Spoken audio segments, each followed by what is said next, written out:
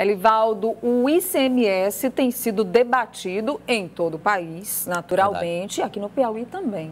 Correto, Nádia. Devido à crise aí no abastecimento dos combustíveis, esse assunto acaba também respingando nos estados. Ontem, por exemplo, foi motivo de manifestações da oposição ao governo na Assembleia Legislativa. Foram duas manifestações. Um requerimento de autoria do deputado Robert Rios Magalhães, solicitando ao governo um requerimento apenas, mas que foi aprovado no plenário por unanimidade. Até a bancada governista acompanhou, solicitando ao governo estudo para reduzir o imposto, o ICMS, que incide sobre a gasolina. Hoje em 29%, mas que a partir de 2019 passará a 31%. Agora, o deputado Rubem Martins é autor e apresentou o requerimento, aliás, um projeto, um indicativo de projeto de lei, Nádia, uma espécie de sugestão para que o governo elabore um projeto de lei e envie para a Assembleia.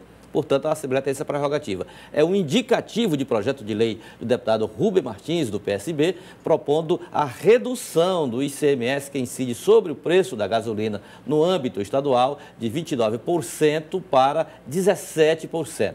Uma matéria que foi apenas apresentada, vai transitar nas comissões e também apreciação final no plenário da Casa. Mas o governador Wellington Dias já se pronunciou a respeito dessa matéria. Ele afirma que o governo manterá as alíquotas já aprovadas e que hoje representam lei estadual.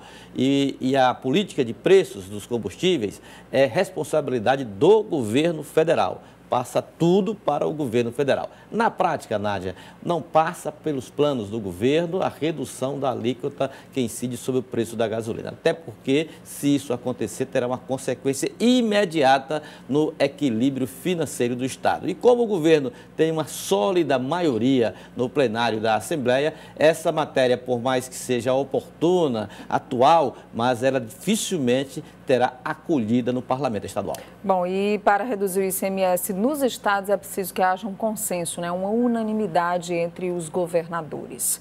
E por causa dessa crise toda gerada, desse caos, dessa tragédia que aconteceu no nosso país por causa da paralisação dos caminhoneiros e consequente greve aí, que deixou desabastecidos os postos de todo o país, nós tivemos muitos pedidos de intervenção militar espalhados pelo Brasil. Então, os intervencionistas, digamos assim, agiram fortemente nessa crise, por isso que nós vamos a Brasília conversar com o Délio Rocha, porque os aliados do presidente Michel Temer já começam a se pronunciar também sobre esse assunto. E existe, na verdade, Délio, um grande movimento agora contra essa intervenção militar pedida nas ruas do nosso país. Bom dia. Nádia Rodrigues, bom dia para você, para o Elivaldo Barbosa, para todos no Piauí. Olha, Nádia, no meio dessa crise não faltam movimentos pedindo o fora Temer, a queda do presidente e até a intervenção militar, como você mencionou. E ontem, Nádia, os parlamentares já falavam abertamente aqui no Congresso sobre a possibilidade de o presidente Michel Temer não concluir o mandato.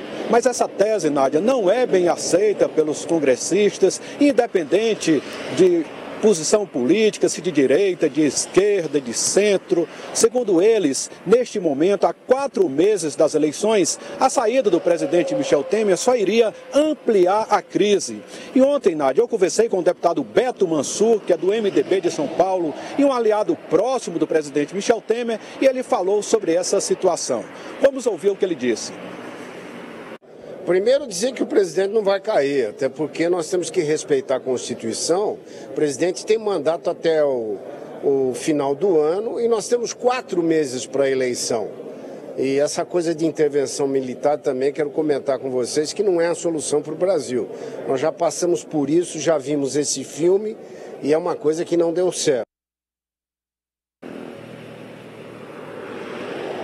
Olha, Nádia, e outra tese polêmica entrou no radar do STF, que pode mudar, caso ela evolua, né, pode mudar o sistema de governo no país. A ministra Carmen Lúcia, que é a presidente da Corte, ela marcou para junho o julgamento de uma ação sobre a possibilidade de mudar o nosso sistema de governo de presidencialista para parlamentarista por meio de uma emenda constitucional. E os críticos, Nádia, enxergam nesta ação as digitais do governo, como uma manobra para permanecer no poder por meio do parlamento e não do voto direto. Nádia. Ontem o ministro Raul Jungmann, extraordinário da Segurança Pública, chegou a dizer, Elivaldo, que os militares são os abutres da democracia. Não há como, né, se voltar para o regime militar. Pode, não, é impensável essa alternativa, Nádia. O ministro foi até feliz, apesar da redundância, da contundência da afirmação do ministro Raul Jungmann sobre essa matéria. Já tivemos uma intervenção militar em 1964, deu no que deu. O país não se organizou, não cresceu e, pior de tudo, maltratou muita gente, foram muitos crimes que até hoje ainda estão sendo investigados. Nós, por exemplo, da imprensa, não estaríamos falando livremente sobre muitos temas. Censura, perseguição, é tudo de intervenção. Se há, Nádia, os que condenam intervenções de adversário, participação de adversários do governo nos movimentos dos caminhoneiros, dando aí a conotação mais política, há também, dentro dessa matéria, dentro dessas manifestações em defesa da intervenção militar, esse mesmo objetivo, é uma intervenção política, proposital, não é nada espontânea.